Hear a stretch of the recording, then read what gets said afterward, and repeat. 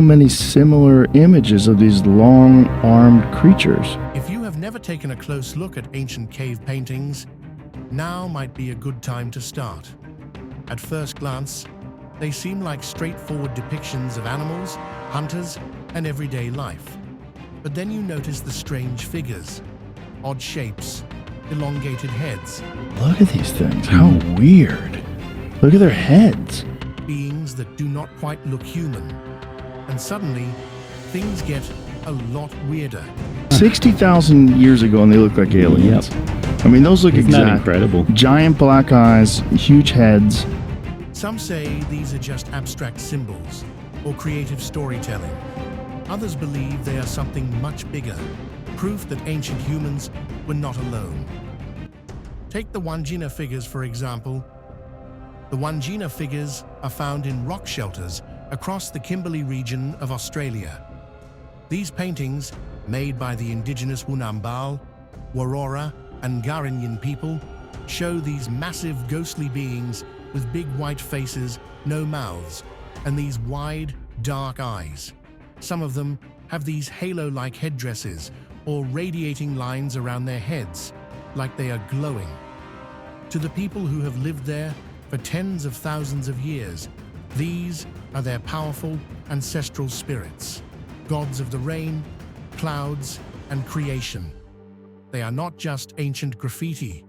The stories passed down say the Wanjina came from the sky, shaped the land, created laws for people to follow, and then returned to the spirit world, watching over everyone from the paintings.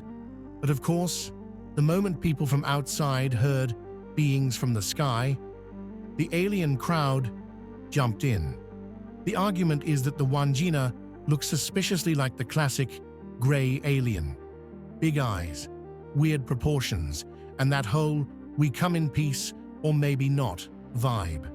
And then there is the lack of mouths.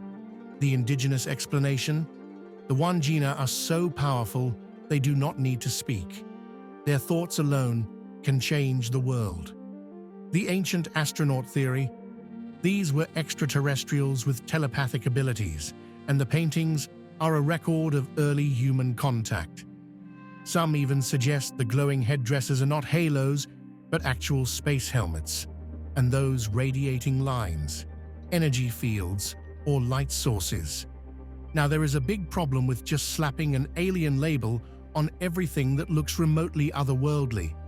It completely ignores the fact that the indigenous people of Australia have some of the longest continuous cultural traditions on Earth. The Wanjina are not random. They have names, purposes, and entire mythologies that still hold meaning today. Even now, indigenous people return to these sites to refresh the paintings, keeping the connection alive. But the Wanjina are not the only ancient artworks that have spread theories. All over the world, prehistoric people left behind images that seem to blur the line between myth, history, and the unknown. Take India, for example. India has rock art that's tens of thousands of years old, scattered across hills, caves, and rocky shelters, just waiting to be acknowledged. These ancient artists were busy long before written history was even a thing, leaving behind an entire visual record of what life looked like when woolly mammoths and giant sloths were still roaming the earth. One of the biggest hotspots for this ancient artwork is Bhimbetka, a UNESCO-listed site in Madhya Pradesh. If you were to hike through the area today, you'd see massive rock shelters covered in paintings that go back at least 30,000 years, maybe more. Some of the art is so old, it predates the last ice age, and yet the colors still pop: reds, whites, and yellows made from natural minerals. These prehistoric people weren't just random drawings. They were documenting their world.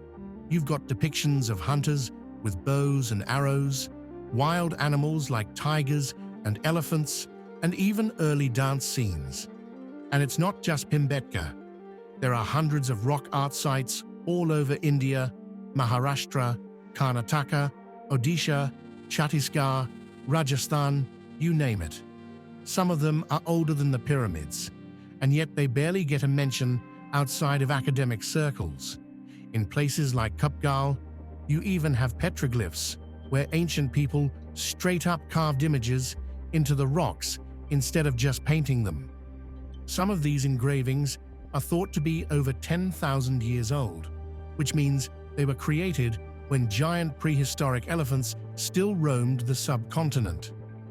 What's crazy is that these paintings weren't just made in one era and then forgotten. Different generations kept adding to them, layering their own stories over older ones. You'll find superimposed images, newer paintings on top of older ones, as if early humans had their own version of street art, tagging over past work. Some of the later artwork shows domesticated animals, which means the artists lived long enough to see human society shift from hunting and gathering to farming and herding. But here's where things get even weirder. Some of these paintings depict what looked like figures with oversized heads, long limbs, and odd, floating postures. Maybe it's proof that aliens really do exist, or maybe they were shamans or mythological beings. And if weird, otherworldly figures weren't enough, ancient artists in other parts of the world took things a step further. They weren't just painting humans or animals, they were merging the two into something entirely different. Human-animal hybrids. Lubang Jeriji Saleh isn't just some random hole in a rock. It is one of the oldest known art galleries on the planet. It sits in the Sangkulirang Mangkalihat karst region of East Kalimantan, Indonesia, hidden away in the dense forests of Borneo, where nature itself seems determined to keep it a secret. This cave has been holding on to its ancient artwork for tens of thousands of years, untouched by modern hands, until French explorer Luc-Henri Farge stumbled across it in 1994. But it wasn't until 2018 that researchers dropped the real bombshell. This cave contained the oldest known figurative painting in the world. And by old, we are talking around 40,000 years, maybe even 51,800 if the higher estimates hold up. That is older than the pyramids, older than agriculture, and way older than the idea of writing things down. Inside, the walls are covered in prehistoric artwork that gives us a glimpse into a world long gone. One of the biggest stars of the show is a painting of what looks like a banteng, a type of wild cattle, standing there with its thin legs and reddish streaks that might represent spears. It is not alone. Other massive animal figures share the space, along with some eerie human-animal hybrids that make you wonder what kind of stories people were telling back then. Then there are the hand stencils, hundreds of them, made by pressing hands against the rock and blowing ochre pigment over them, leaving behind ghostly outlines. Some of these date back over 52,000 years, meaning they are older than the supposed oldest figurative painting. People came back here over generations, adding more and more layers to their visual history. The art itself is not just one chaotic mess. Researchers have identified 3 distinct artistic phases, each marking an evolution in how these early humans expressed themselves. The first phase, the oldest, featured the red-orange hand stencils and the earliest animal paintings. Then came the second phase, bringing in mulberry-colored stencils and more intricate patterns. Finally, in the third phase, things got more sophisticated, with geometric designs and human figures appearing, suggesting a shift in storytelling or symbolic meaning. The location of the cave has played a huge role in keeping all this artwork intact. It is not an easy place to get to, sitting in a rugged landscape of limestone mountains and dense jungle, far from where most people live. The terrain itself has acted like a natural security system, protecting the paintings from human destruction and the elements. That means scientists have had a rare chance to study them in their original setting, untouched by modern pollution, vandalism, or the usual wear and tear that ruins so much of the ancient world. I knew. Abstract figures in Coa Valley. The Coa Valley in northeastern Portugal is basically an ancient sketchbook stretched across miles of rock.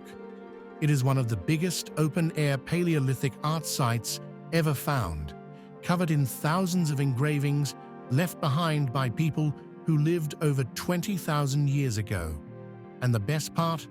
It was almost lost forever because of a dam project in the 1990s. The plan was to flood the area, but then archaeologist Nelson Rabanda noticed something. The rock faces were not just ordinary stones, they were covered in engravings. That set off a massive debate between preserving history and modern development. In the end, history won.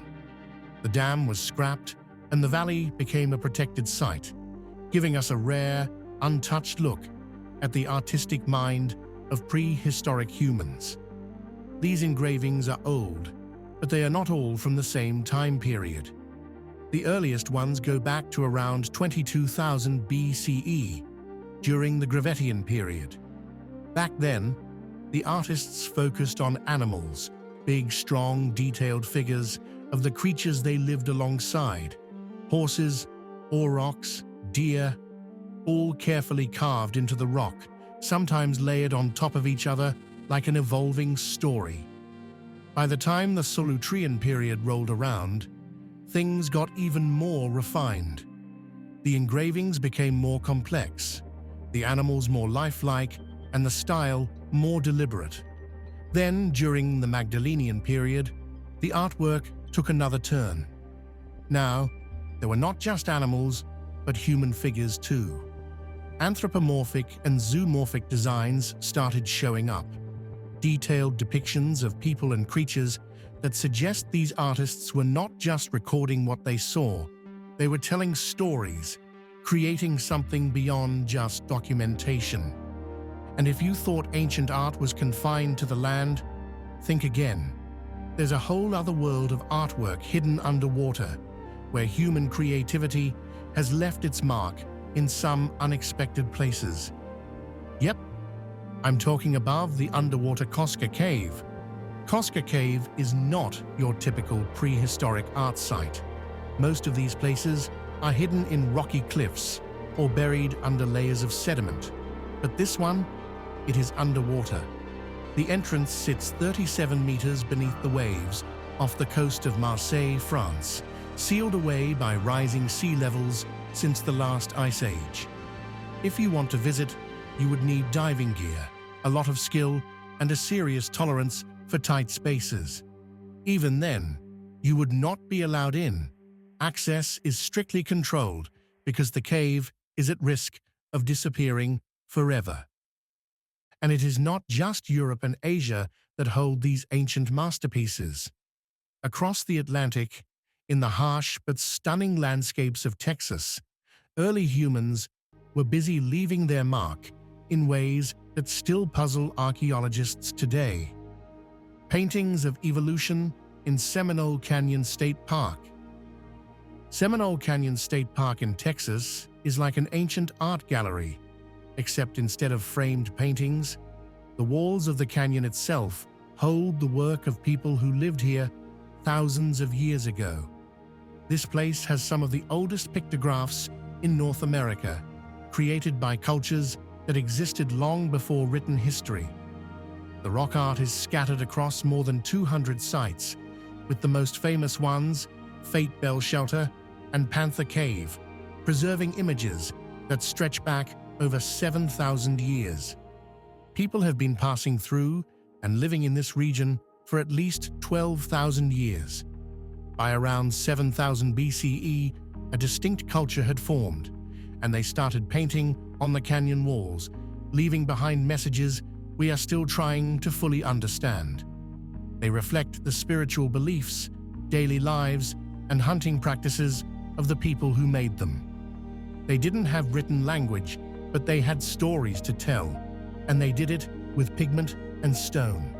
Most of the artwork falls under what is called the Picos River style, which means bold, vibrant figures painted in dynamic, often elongated forms. The artists used a mix of red, yellow, black, and white pigments, creating striking images that have somehow survived thousands of years of weathering. The paintings often show human-like figures, sometimes with strange headdresses or elongated limbs, hinting at shamanistic rituals or visions. Some look like they are dancing, others stretching their arms out as if in ceremony. These figures could represent actual people or spirits, their exact meaning lost to time. But humans were not the only ones making their mark on cave walls. Long before Homo sapiens spread across Europe, another species was already creating art, challenging everything we thought we knew about creativity in the ancient world. The Neanderthal cave art. For a long time, people liked to think of Neanderthals as the unlucky cousins of modern humans, strong, capable, but not exactly bursting with creativity. Then cave art started showing up in places where modern humans had not even arrived yet, and suddenly, those old ideas did not hold up anymore.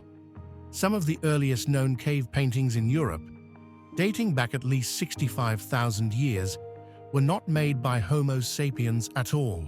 They were made by Neanderthals, and that changes everything. The evidence comes from several caves in Spain, where red ochre markings, hand stencils, and abstract symbols were left behind long before modern humans set foot in Europe. One of the most talked about sites is Cueva de Ardales in southern Spain, where researchers found red-painted speleothems dated to over 65,000 years ago.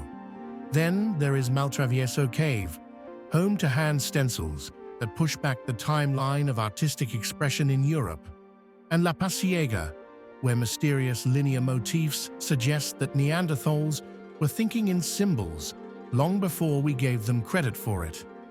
If this were just a few random splotches of color, people might have dismissed it. But these caves contain deliberate markings, patterns, shapes, handprints, made using red ochre pigments, a material Neanderthals had to collect, process, and then apply using techniques like blowing or splattering. This was not some accidental staining of rock. This was intentional. And that means Neanderthals were engaging in symbolic thought, the very thing that supposedly set modern humans apart. For a long time, scientists struggled to date cave paintings with enough precision to separate Neanderthal art from Homo sapiens art. That changed with uranium-thorium dating, a method that analyzes the mineral deposits that naturally form over cave paintings. Since those deposits grow at a measurable rate, scientists can determine the minimum age of a painting by dating the layers above it. That is how they figured out that these artworks predate modern humans in Europe by at least 20,000 years. In other words, there was no way Homo sapiens made these. Neanderthals did. And just when you think ancient cave art is the peak of historical mystery, the weirdness doesn't stop.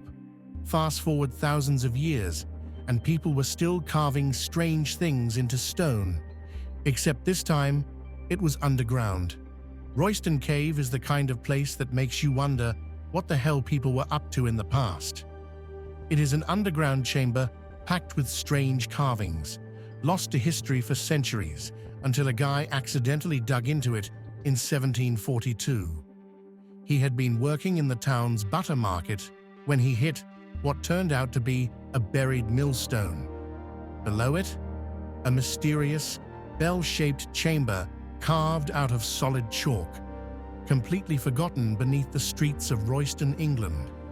Nobody knew who made it, why it was there, or what the elaborate carvings all over the walls were supposed to mean. And honestly, we still don't. The cave itself is not massive, about 8 meters high and 5 meters in diameter, but what it lacks in size, it makes up for in sheer weirdness. The walls are covered in relief carvings, most of which seem religious in nature. You have figures that might be saints, like Saint Christopher carrying Christ, Saint Catherine with her wheel, and Saint Lawrence with his gridiron. Then there are geometric shapes, odd symbols, and figures that do not clearly belong to any known religious tradition. It is a mix of iconography that does not quite fit into any single explanation, which has kept historians busy for centuries. One of the most popular theories is that the Knights Templar were behind it. The Templars, a medieval military order famous for their role in the Crusades, had a presence nearby in Baldock, and they were known for creating secretive underground spaces. Given that they were persecuted and officially disbanded in the early 1300s, some believe the cave might have been a hidden meeting place for surviving members.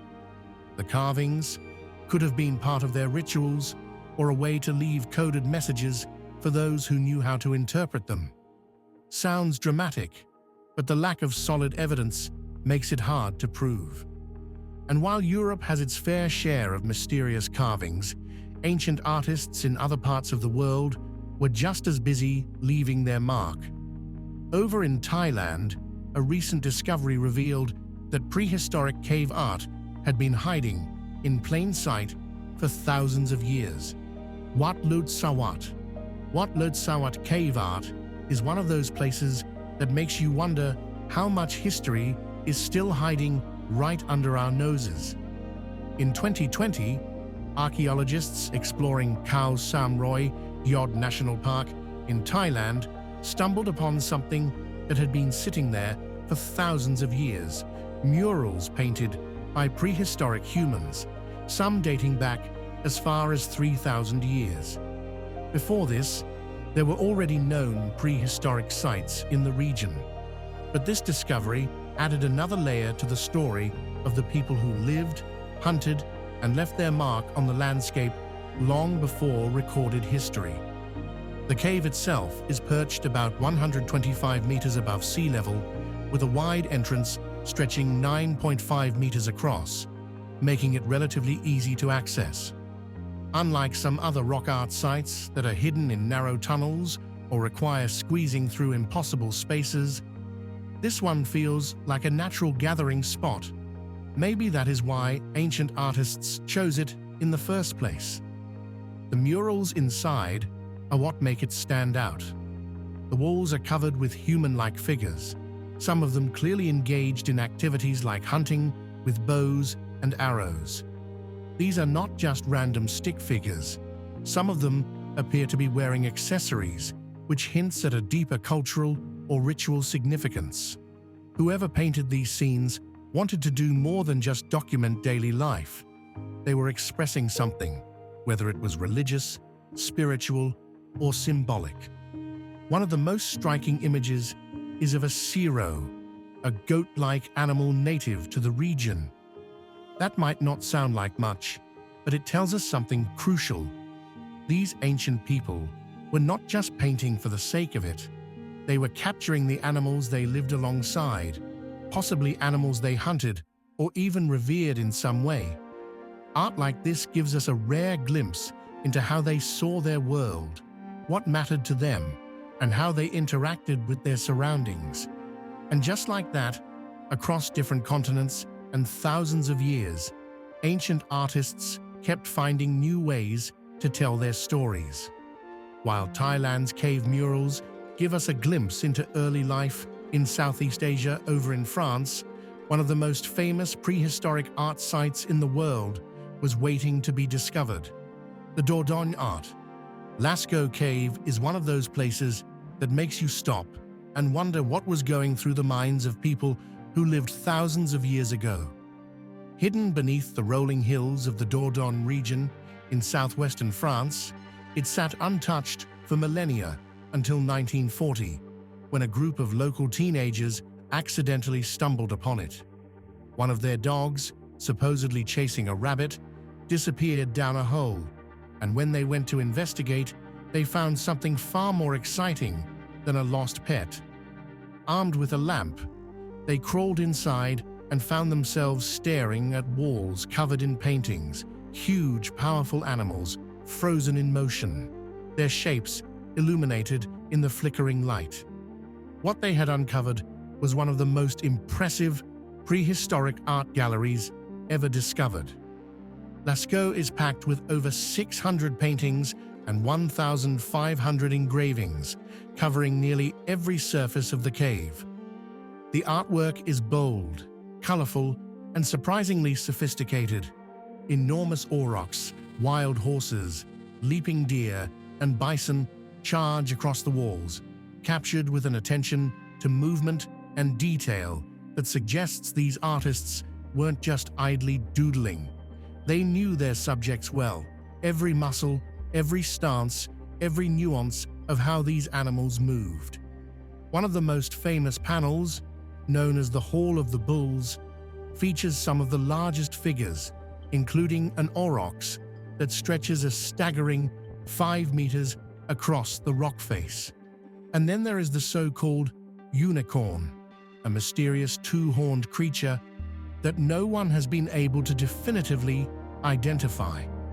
Was it an animal they actually saw, or something dreamed up, a mythical beast meant to hold special meaning? The artists were not just painting on blank walls, they worked with the cave itself. They incorporated the natural contours of the rock into their images, using bumps and curves to give the illusion of depth and movement. They used natural pigments, grinding minerals like iron oxide to make red, manganese for black, and charcoal for shading. Some of the paintings were sprayed on by blowing pigment through hollowed-out bones, creating a mist of color that settled into perfect shapes. Others were brushed on, or even applied with fingers. Maybe these aliens want to send us a message. Do you think aliens lived on Earth before humans existed?